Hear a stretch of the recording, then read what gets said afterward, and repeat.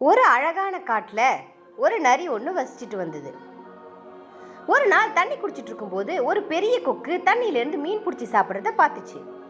அந்த கொக்கு கிட்ட போய் நான் உன் நண்பனா இருக்கிறதுக்கு ஆசைப்படுறேன்னு சொல்லிச்சு. ஆனா அதை அவாய்ட் பண்ணிடுச்சு. ஒரு நாள் கொக்கு முள்வேலியில மாட்டிக்கிச்சு. அதனால வெளியே வராம ரொம்ப கஷ்டப்பட்டுச்சு.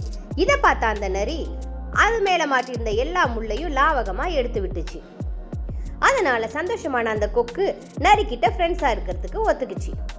டெய்லியும் ஆத்தங்கரையில அந்த நரிக்கு கொக்கு மீன் பிடிச்சி கொடுக்கறத வழக்கமா வச்சிருந்தது.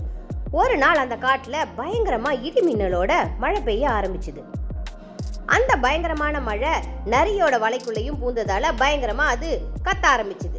இந்த சத்தத்தை கேட்ட அந்த பெரிய கொக்கு நரிக்கு உதவி செய்ய நினைச்சது. நரிய அலேக்கா தூக்கிட்டு வந்து ஒரு உயரமான இடத்துல உட்கார வச்சுது. தன்னோட உயிரை காப்பாத்தின அந்த கொக்குக்கு நரி நன்றி சொல்லுச்சு. நான் சேகரிச்சுட்டு வர்ற எல்லா பழங்களையும் அந்த கொக்குக்கும் சாப்பிட கொடுத்துச்சு.